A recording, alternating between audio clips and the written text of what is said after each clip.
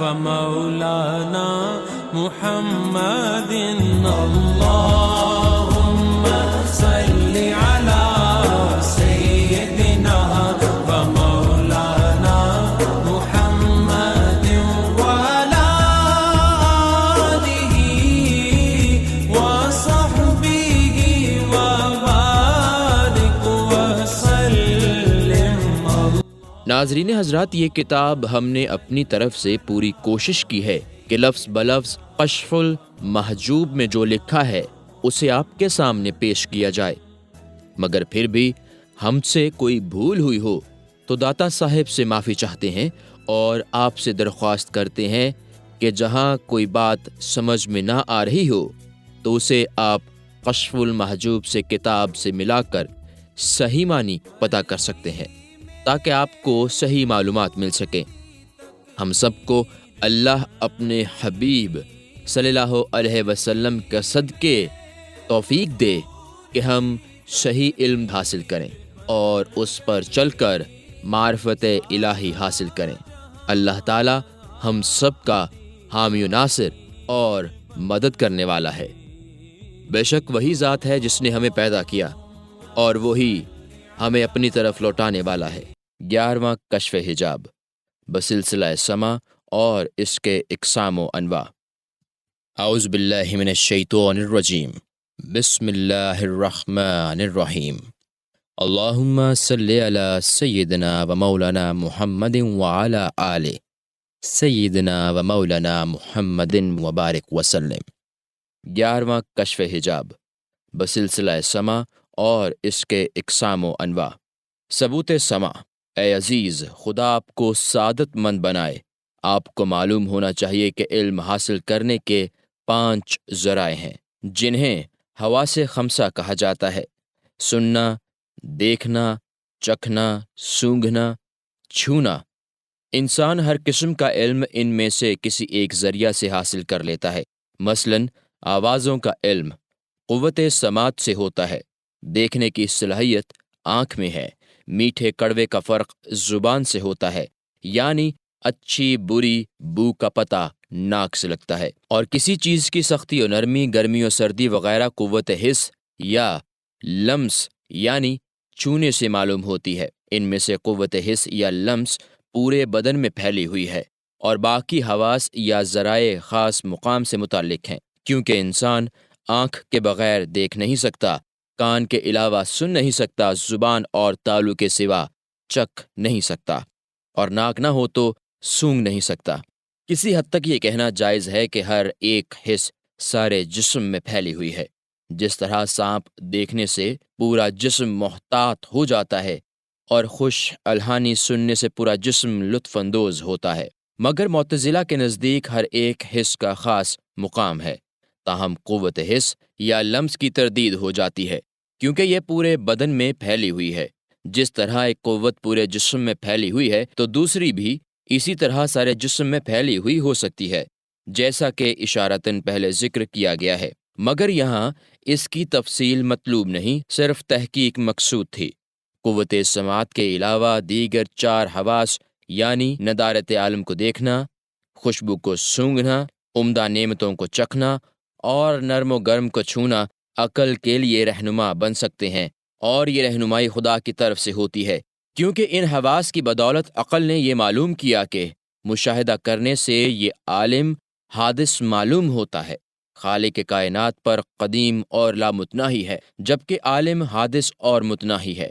نیز خالق پوری کائنات پر قادر ہے اور سب کائنات سے زیادہ طاقتور ہے. وہ جسم و جان بنانے والا ہے، مگر کائنات کی مثل جسم و جان رکھنے والا نہیں. چنانچہ ہر سو اس کی قدرت جاری ہے. جو چاہے سو کرے وہی ہے جس نے رسولوں کو صحیح اور سچی ہدایت دے کر کائنات کی رہنمائی کے لیے بھیجا. مگر ان رسولوں پر ایمان لانا اس وقت تک واجب نہیں ہوتا جب تک حق تعالیٰ کی معرفت حاصل نہ ہو اور رسول سے شرع و دین سے متعلق باتوں کو سن نہ لے کہ کون کون سی بات واجب فرض ہے. یہی وجہ ہے کہ اہل سنت کے نزدیک سننا دیکھنے سے زیادہ قابل ترجیح اور فضیلت والا ہے. اگر کوئی سطح بین یہ کہے کہ سننا تو صرف خبر کی حد تک ہے، جبکہ دیکھنا دیدار اور نظارہ کا سبب ہے، اور شنیدہ کے بود مانند دید، دیدار الہی کلام الہی سننے سے افضل ہے، لہٰذا قوت بصارت کو سماعت پر افضل مانا جائے۔ تو اس کا جواب یہ ہے کہ ہمیں یہ سن کر ہی تو معلوم ہوا ہے کہ جنت میں دیدار خدا نصیب ہوگا، اور عقل کے ذریعہ دیدار کے جائز ہونے میں جو حجاب واقع ہوتا ہے وہ بھی قوت سماعت کو استعمال کرنے سے دور ہو جاتا ہے، کیونکہ عقل نے رسول کی خبر سننے سے تسلیم کر لیا کہ دیدار نصیب ہوگا، ورنہ ظاہری طور پر کوئی دلیل نہیں، اور آنکھوں سے حجاب دور ہو جائے گا تاکہ وہ خدا کو دیکھ لیں۔ اس لحاظ سے سننا دیکھنے سے افضل ہے۔ علاوہ ازیں احکام شریعت کا انحصار بھی سننے پر ہے، کیونکہ سننا نہ ہو تو اثبات یا نفی نہیں ہو سکتی۔ انبیاء پیغام حق سناتے اور لوگ سن کر قبول کرتے اور ان کے فرما بردار و جانثار بن جاتے۔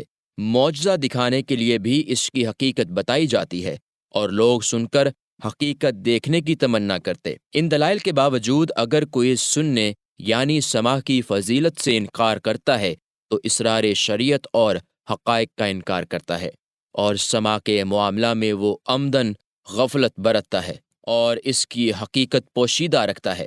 اب میں سماع کے متعلق احکام و امور کو بیان کرتا ہوں۔ قرآن مجید کا سننا اور اس کے متعلقات۔ تمام سنی جانے والی باتوں سے زیادہ اہم، دل کے لیے مفید، ظاہر و باطن کے لیے باعث ترقی اور کانوں کے لیے لذیذ کلام الہی ہے۔ سب ایمانداروں کو اس کے سننے کا حکم دیا گیا، اور جنوں انسانوں کو بشمول کفار کلام الہی سننے کا مکلف بنایا گیا ہے۔ قرآن کے معجزات میں سے ایک معجزہ یہ بھی ہے کہ طبیعت اس کے سننے اور پڑھنے سے بے چین نہیں ہوتی، کیونکہ اس میں بہت زیادہ رقت موجود ہے۔ حتیٰ کہ کفار قریش رات کو چھپ کر حضور اکرم صلی اللہ علیہ وسلم کی نماز میں قرات و تلاوت شوق سے سنتے تھے، اور قرآن کی لطافت و رقت پر حیران ہوتے تھے۔ جن میں سے مشہور کفار یہ ہیں: نضر بن حارث جو سب سے زیادہ فصیح تھا، عقبہ بن ربیع جو بلاغت کا جادو رکھتا تھا، اور ابو جہل بن ہشام جو خطابت اور دلائل میں مانا ہوا شخص تھا۔ ان کے علاوہ اور بھی بہت سے لوگ ہیں۔ ایک رات حضور علیہ السلام کی تلاوت سن کر عتبہ بے ہوش ہو گیا، اور بعد میں ابو جہل کو بتایا کہ یہ انسانی کلام معلوم نہیں ہوتا۔ انسانوں اور جنوں نے گروہ در گروہ ہو کر رسول اکرم صلی اللہ علیہ وسلم سے قرآن سنا اور کہنے لگے کہ انا سمعنا قرآنا عجبا، الجن آیت 1۔ ہم نے عجیب کلام پڑھتے ہوئے سنا۔ یہ جملہ انہوں نے واپس جا کر اپنے دوسرے جنوں کو سنایا۔ اس کی خبر بھی ہمیں قرآن نے دی اور بتایا کہ یہدی الی الرشد فآمنا بہ، الجن آیت 2۔ وَلَن نَشْرَكَ بِرَبِّنَا أَحَدًا، یعنی یہ قرآن راہ راست اور ہدایت کی رہنمائی کرتا ہے، لہٰذا ہم سن کر اس پر ایمان لائے اور آئندہ ہم اپنے رب کے ساتھ کسی کو شریک نہیں کریں گے۔ چنانچہ قرآن کی نصیحت دوسری تمام نصیحتوں سے بہتر، اس کا ہر لفظ دوسرے تمام الفاظ سے واضح، اس کا ہر حکم دوسرے احکامات سے لطیف، اس کا روکنا دوسری تمام رکاوٹوں سے زیادہ مناسب، اس کا وعدہ دیگر تمام وعدوں سے زیادہ دلکش، اس کی وعید ڈانٹ دوسری تمام وعیدوں سے زیادہ جامع اور جاں گداز، اس کا ہر قصہ دوسرے تمام قصوں سے زیادہ مؤثر، اس کی مثالیں دوسری تمام مثالوں سے زیادہ سبق آموز، جس کی وجہ سے ہزاروں جانیں اس پر قربان ہوئیں اور ہزاروں دل اس کے گرویدہ ہوئے۔ اس کی عجیب خاصیت ہے کہ دنیا میں عزت والوں کو ذلیل کرتا ہے اور دنیا ہی کے دھتکارے ہوئے ذلیلوں کو باعزت بناتا ہے۔ حضرت عمر رضی اللہ عنہ اسلام قبول کرنے سے پہلے اپنی بہن اور اپنے بہنوئی کے مسلمان ہونے کی خبر کو سن کر تلوار سونت کر سلسلہ اسلام کو ختم کرنے چلے ہیں، مگر جب بہن کے گھر پہنچ کر کلام الہی میں سے سورہ طٰہٰ کے اثر انگیز الفاظ طٰہٰ ما انزلنا علیک القرآن لتشقى الا تذکرۃ لمن یخشی، طٰہٰ آیت 1-2، یعنی یہ قرآن ہم نے آپ صلی اللہ علیہ وسلم پر اس لیے نہیں اتارا کہ آپ مشقت و تکلیف میں پڑ جائیں، یہ تو ڈرنے والوں کے لیے نصیحت اور یاد کرنے والوں کے لیے نصیحت اور یاد دہانی ہے۔ اور اسی طرح کے دوسرے الفاظ سنے تو آپ کی روح کو کفر کی تاریکی میں روشنی نظر آئی اور آپ کا دل قرآن کے لطیف حقائق سے مانوس ہو گیا۔ آپ صلح کے طریقے ڈھونڈنے لگے، لڑائی کا لباس اتار کر مخالفت سے موافقت کی طرف لوٹے اور اسلام قبول کیا۔ یہ صرف سننے سما کی برکت تھی۔ مشہور ہے کہ جب حضرت صلی اللہ علیہ وسلم کے سامنے یہ آیات پڑھی گئیں، اِنَّا لَدِينَ أَنْقَالًا وَجَحِيمًا وَتَعَامًا وَغُصَّةً وَعَذَابًا عَلِيمًا، المزمل آیت 12-13، یعنی بلا شبہ ہمارے پاس بیڑیاں اور دوزخ ہے اور گلے میں اٹکنے والا کھانا اور دردناک عذاب ہے۔ تو آپ پر غشی طاری ہو گئی۔ کہتے ہیں کہ ایک شخص نے حضرت عمر رضی اللہ عنہ کے سامنے یہ آیت پڑھی، ان عذاب ربک لواقع ما لہ من دافع، الطور آیت 6 اور 7، بے شک تیرے رب کا عذاب ضرور واقع ہونے والا ہے جسے ٹالنے والا نہیں۔ تو حضرت عمر رضی اللہ عنہ بے ہوش ہو گئے اور 1 ماہ تک بیمار رہے۔ ایک شخص نے حضرت عبداللہ بن خزلہ رضی اللہ عنہ کے سامنے یہ آیت پڑھی، لَهُم مِّن جَهَنَّمَ مِحَادٌ وَمِن فَوْقِهِمْ غَوَاشٍ، الاعراف آیت 41، ان کفار کے لیے دوزخ کی آگ بطور بچھونا اور اوڑھنا ہوگی۔ تو وہ رونے لگ گئے اور اس قدر ساکت ہو گئے کہ ان کی موت کا اندیشہ ہوا۔ بعد آپ اٹھ کھڑے ہوئے تو لوگوں نے کہا کہ بیٹھ جائیے، تو آپ نے فرمایا کہ اس آیت کی ہیبت سے میں بیٹھ نہیں سکتا۔ جب حضرت جنید رحمۃ اللہ علیہ کے سامنے یہ آیت پڑھی گئی، یا ایھا الذین آمنوا لما تقولون ما لا تفعلون، الصف آیت 2، اے ایمان والو وہ بات کیوں کہتے ہو جس کے مطابق تم خود عمل نہیں کرتے؟ تو آپ نے فرمایا کہ اے خدا، اگر ہم کچھ کہتے ہیں تو تیرے حکم سے کہتے ہیں، اور اگر کوئی عمل کرتے ہیں تو تیری رفیق سے کرتے ہیں، ایسی صورت میں ہمارا قول و فعل کہاں رہا؟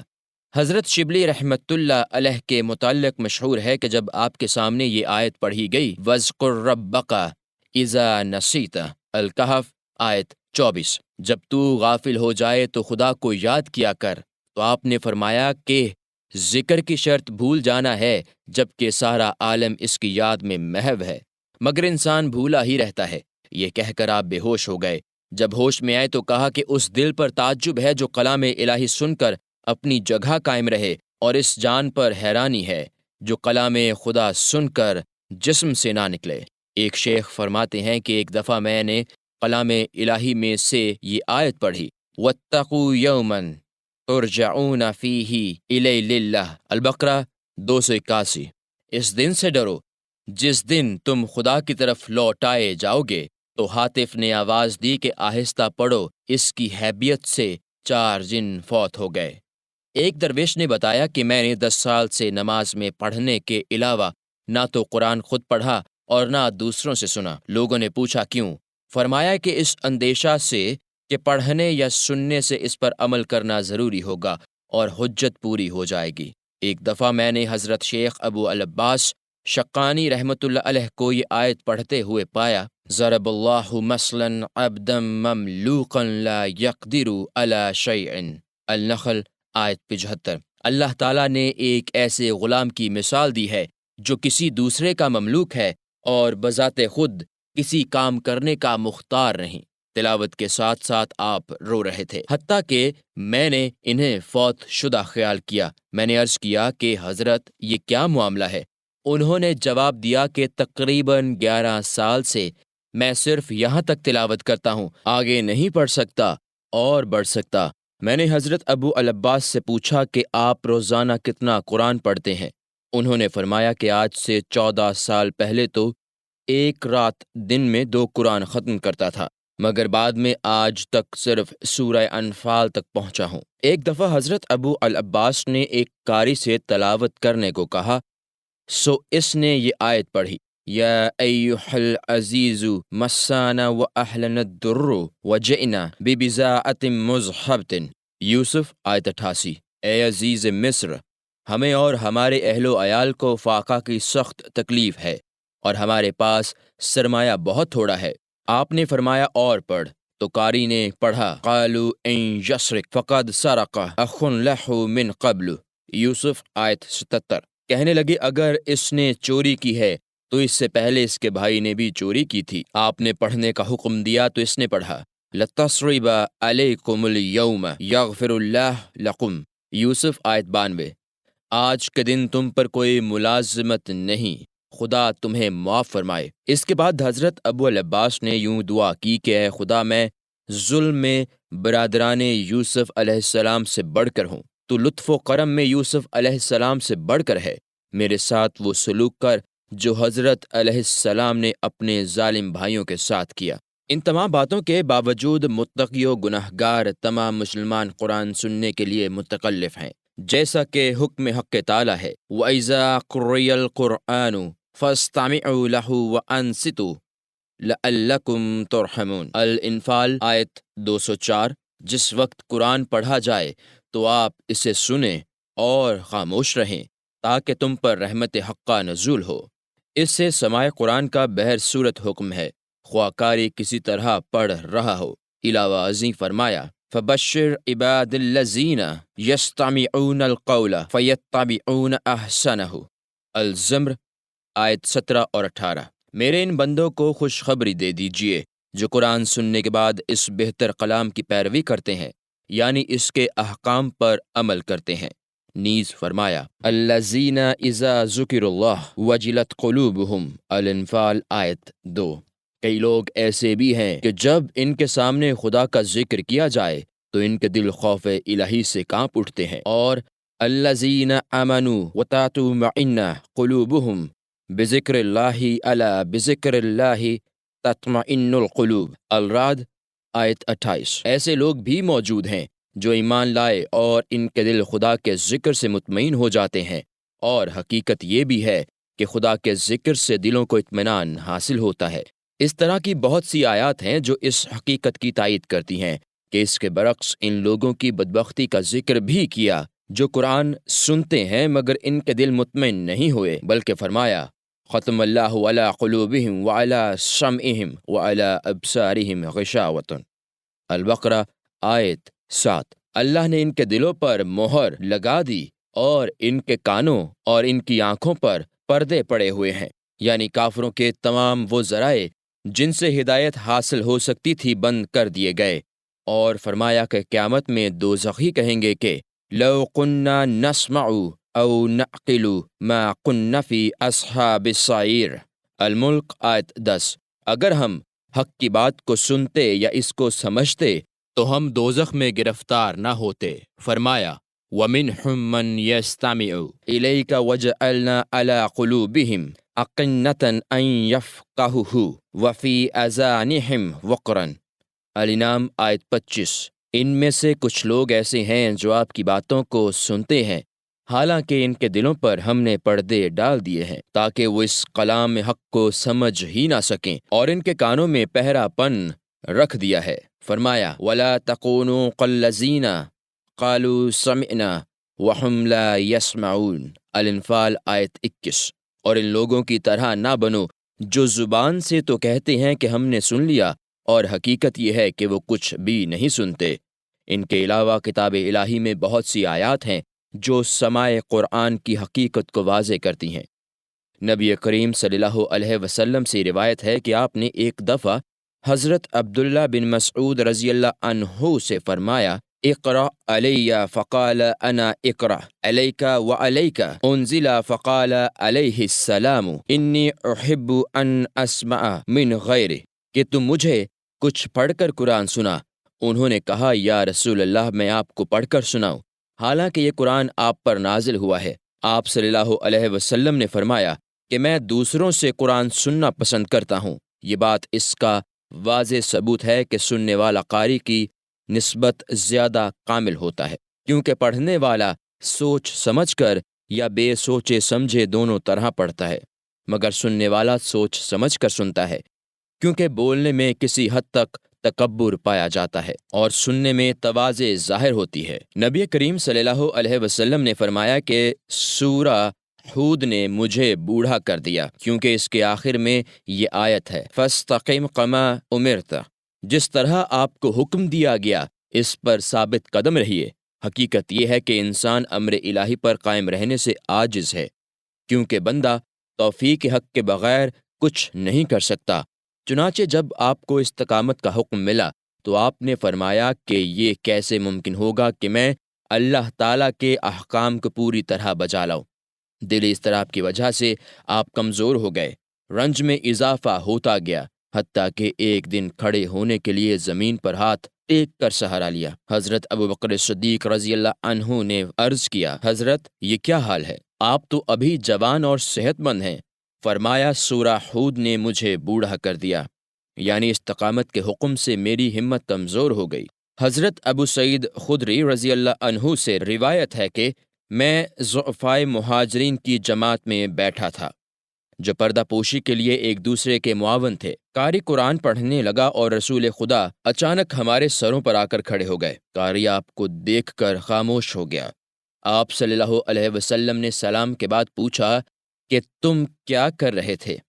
ہم نے کہا، یا رسول اللہ صلی اللہ علیہ وسلم، ہم قرآن سن رہے تھے۔ آپ نے فرمایا، خدا کا شکر ہے کہ اس نے میری امت میں ایسے لوگ پیدا کیے ہیں جن کے ساتھ بیٹھنے کے لیے مجھے ہدایت کی گئی ہے۔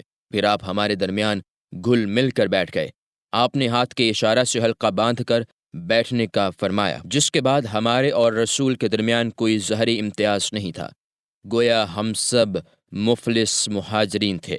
اس کے بعد حضور صلی اللہ علیہ وسلم نے فرمایا کہ اے مفلس مہاجرو، قیامت میں تمہیں مکمل کامیابی کی خوشخبری ہے۔ تم جنت میں اپنے دولت مند بھائیوں کی نسبت آدھ دن پہلے داخل ہوگے، اور دن کی مقدار 500 سال ہے۔ اگرچہ اس روایت کے الفاظ مختلف ہیں، مگر مطلب و معنی میں کوئی فرق نہیں۔ روایت ہے کہ زرارہ ابن ابی اوفی، جو جلیل القدر صحابی تھے، ایک مرتبہ لوگوں کی اقامت فرما رہے تھے۔ آپ نے ایک آیت پڑھی جس کی ہیبت سے آپ فوراً فوت ہو گئے۔ حضرت صالح مری رحمۃ اللہ علیہ نے ایک بزرگ تابعی ابو جہمی ابو جبیر کے سامنے ایک آیت کریمہ پڑھی جس کی جلالت سے آپ فوت ہو گئے۔ حضرت ابراہیم فرماتے ہیں کہ میں نے کوفہ کے نواح میں ایک نیک صفت عورت کو نماز پڑھنے کے بعد بطور تبرک سلام کیا تو اس نے قرآن پڑھنے اور سنانے کی فرمائش کی۔ میں نے قرآنی آیت پڑھی تو وہ بے ہوش ہو کر رحلت کر گئیں۔ احمد بن ابی الجواری روایت فرماتے ہیں کہ میں نے ایک شخص کو جنگل میں کنویں کے کنارے کھڑے دیکھا۔ قریب ہوا تو اس نے سما کی خواہش کی تاکہ وہ بآسانی جان دے سکے، تو میں نے الہام کی مدد سے یہ آیت پڑھی، ان الذین قالوا ربنا اللہ ثم استقاموا، الاحقاف آیت 13۔ بلا شبہ جن لوگوں نے خدا کو اپنا رب کہا اور ثابت قدم رہے۔ اس نے کہا کہ احمد، خدا کی قسم آپ نے وہی آیت تلاوت کی جس سے میرے سامنے اس وقت فرشتے تلاوت کر رہے تھے۔ یہ کہہ کر وہ فوت ہو گیا۔ اس سلسلہ میں بہت سی روایات و حکایات ہیں، اگر ان کا ذکر کیا جائے تو کتاب ضخیم ہو جائے گی، لہٰذا اب اسی پر اکتفا کرتا ہوں۔ وباللہ التوفیق۔ شعر کا سماع اور متعلقات۔ معلوم ہونا چاہیے کہ شعر سننا مباح ہے۔ پیغمبر صلی اللہ علیہ وسلم اور صحابہ کرام نے اشعار پڑھے اور سنے ہیں۔ آپ صلی اللہ علیہ وسلم نے فرمایا، اِنَّا مِنَ الشِّعْرِ لِحِکْمَةٌ، ابن ماجہ، بلا شبہ بعض اشعار میں حکمت ہے۔ نیز فرمایا، الحکمۃ زعلۃ المؤمن حیث وجدہا فہو حق بہا، ابن ماجہ، یعنی حکمت مومن کی کھوئی ہوئی چیز ہے، جہاں ملے وہ اس کا زیادہ مستحق ہے کہ حاصل کرے۔ آپ صلی اللہ علیہ وسلم نے فرمایا، سب سے زیادہ سچا کلام جو اہل عرب نے کہا وہ لبید شاعر کا ہے، جس نے کہا کہ سنو، اللہ کے سوا ہر چیز باطل ہے اور ہر ایک نعمت ضرور زوال پذیر ہے۔ عمر بن الشرید رضی اللہ عنہ اپنے باپ سے روایت کرتے ہیں کہ ایک دن رسول اللہ صلی اللہ علیہ وسلم نے مجھے شعر پڑھنے کا فرمایا اور پوچھا کہ کیا تجھے امیہ بن ابی السلت کے کچھ اشعار یاد ہیں، اور اگر ہیں تو ہمیں سناؤ۔ میں نے 100 اشعار سنائے۔ جب میں ایک شعر ختم کرتا تو آپ فرماتے کچھ اور سناؤ۔ آپ نے فرمایا کہ امیہ اپنے اشعار میں تو اسلام کو تسلیم کرتا ہے، اس کے علاوہ بہت سی روایت ہیں۔ کچھ لوگ اشعار سننے کو حرام کہتے ہیں اور رات دن غیبت میں مصروف رہتے ہیں، اور کچھ لوگ ہر قسم کے اشعار سننے کو حلال کہتے ہیں اور رات دن غزل میں حسن صورت اور زلف کی تعریف میں لگے رہتے ہیں اور سنتے رہتے ہیں۔ دونوں فریق ایک دوسرے کے خلاف دلائل دیتے ہیں، مگر میرا مقصد ان میں سے نہ کسی کی تردید ہے اور نہ کسی کی تائید، لہٰذا میں نے اتنے پر اکتفا کیا۔ مشائخ کا طریقہ یہ ہے کہ وہ فرمان رسول سے استفادہ کرتے ہیں۔ آپ صلی اللہ علیہ وسلم نے فرمایا، شعر ایک ایسا کلام ہے کہ جس کا اچھا حصہ اچھا اور برا حصہ برا ہے۔ جس بات کا سننا نثر میں حلال ہے، مثلا حکمت، نصائح، آیات الہی میں استدلال اور حق کے دلائل میں غور کرنا وغیرہ وغیرہ، تو اس کا نظم میں سننا بھی حلال اور جائز ہے۔ مختصر یہ کہ جس طرح فتنہ پھیلانے والے حسن پر نظر ڈالنا حرام ہے، اسی طرح کی نظم و نثر کو بھی سننا حرام ہے۔ اگر کوئی شخص سماع شعر کو مطلق حلال اور جائز سمجھتا ہے تو وہ کفر و بے دینی میں مبتلا ہے، اور جو شخص یہ کہے کہ میں حسن صورت میں خدا کا جلوہ دیکھتا ہوں اور طلب حق کرتا ہوں، کیونکہ آنکھ اور کان محل عبرت ہیں اور علم کا ذریعہ ہیں، تو دوسرا شخص یہ بھی کہہ سکتا ہے کہ میں چھوتا ہوں اور چھونے سے بھی عبرت و نصیحت حاصل ہوتی ہے۔ ایسی صورت میں تو شریعت کا ظاہر بالکل باطل ہو جائے گا، حالانکہ رسول اللہ صلی اللہ علیہ وسلم نے فرمایا، یعنی دونوں آنکھیں غیر محرم کو دیکھنے سے زنا کرتی ہیں، چنانچہ دیکھنے چھونے سے شرعی حکم ساقط ہو جائے گا، اور یہ ظاہر گمراہی ہے۔ جاہل لوگوں نے صوفیہ کو سما کرتے دیکھا تو یہ سمجھا کہ یہ خواہش سے سما کرتے ہیں، حالانکہ وہ بے اختیار سما کرتے ہیں، جس سے یہ نتیجہ نکالا گیا کہ سما حلال ہے، اور اگر حلال نہ ہوتا تو یہ صوفی لوگ سما نہ کرتے۔ چنانچہ جہلا نے ظاہر کو اختیار کر کے باطن اور اصل کو چھوڑ دیا، جو دراصل اصلاح نفس کا مقصد تھا، حتیٰ کہ خود بھی اور اپنے متبعین کے ایک پورے گروہ کو بھی برباد کر دیا۔ حالانکہ یہ زمانہ کی بہت بڑی آفت ہے، اپنی جگہ پر اس کی مفصل تشریح بیان کی جائے گی۔ خوش الہانی اور ترنم کا سما۔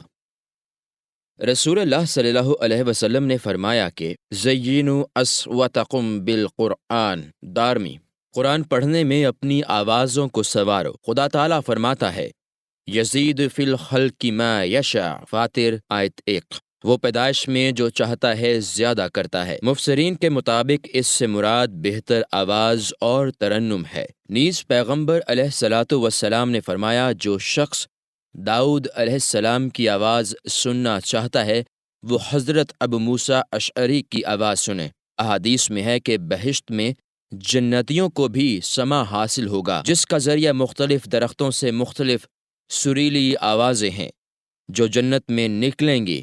مختلف آوازوں کے سامنے جو کیفیت پیدا ہوتی ہے، طبیعت کو اس سے لذت حاصل ہوتی ہے۔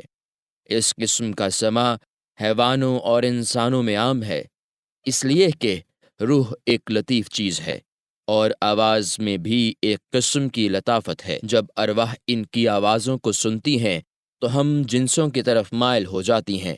یہ دراصل اتباع کا قول ہے۔ اہل علم محقق بھی بہت سے دعوے کرتے ہیں اور انہوں نے سریلی آوازوں کو باہم ملانے کے لیے کتابیں بھی تصنیف کی ہیں اور الحان و ترنم کو بڑی اہمیت دی ہے۔ ان کے نظریات کی ترجمانی آج مزامیر سے بھی ہوتی ہے جو خواہش نفس اور بہودگی کے لیے تیار کیے گئے ہیں، جن سے شیطان کی پیروی ہوتی ہے۔ حتیٰ کہ وہ کہتے ہیں کہ ایک دن اسحاق مصلی ایک باغ میں گا رہے تھے اور ایک بلبل بھی نغمہ سرائی کر رہا تھا۔ وہ اسحاق کی خوش الہانی سن کر خاموش ہو گیا اور آخر کار گر کر مر گیا۔ اس قسم کی حکایات بہت ہیں، مگر مقصد صرف یہ ہے کہ خوش الہانی سے حیوانات اور انسان دونوں لذت حاصل کرتے ہیں۔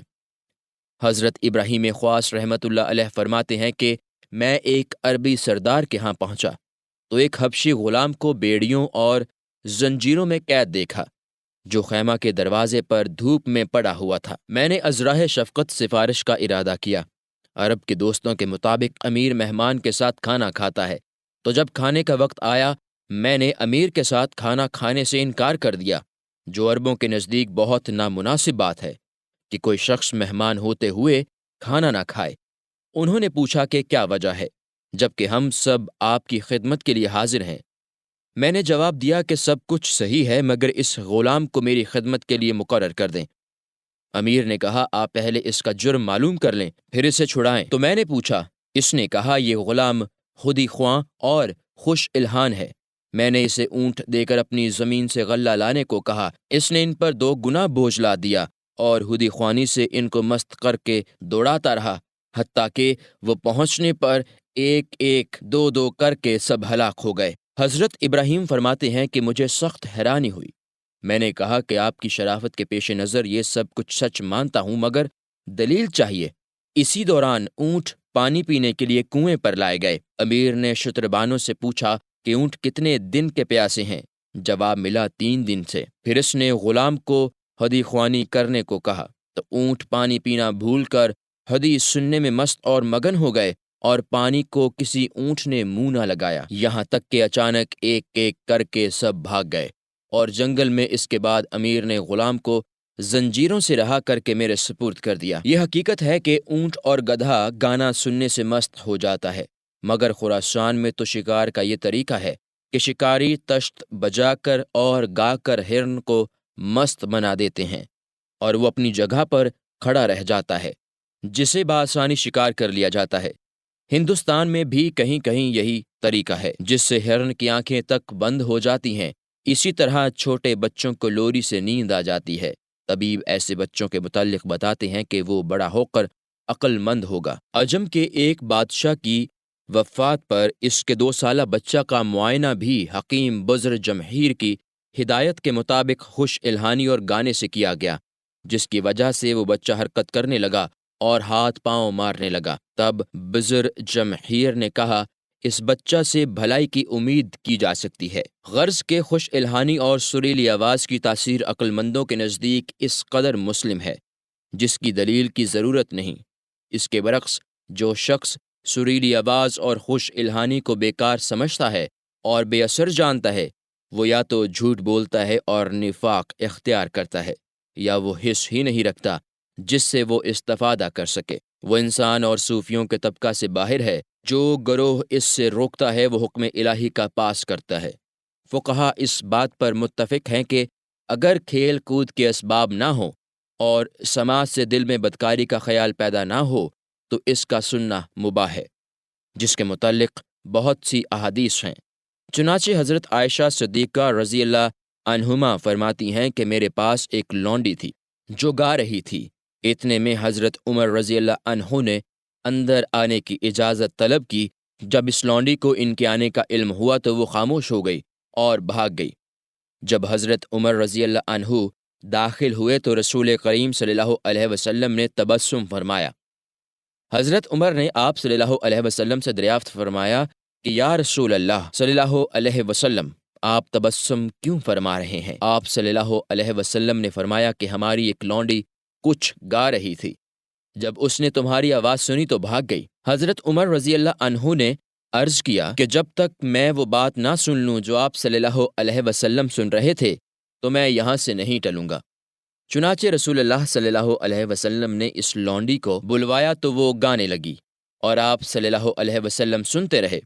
اس طرح بہت سے صحابہ سے ایسی ہی روایات ہیں۔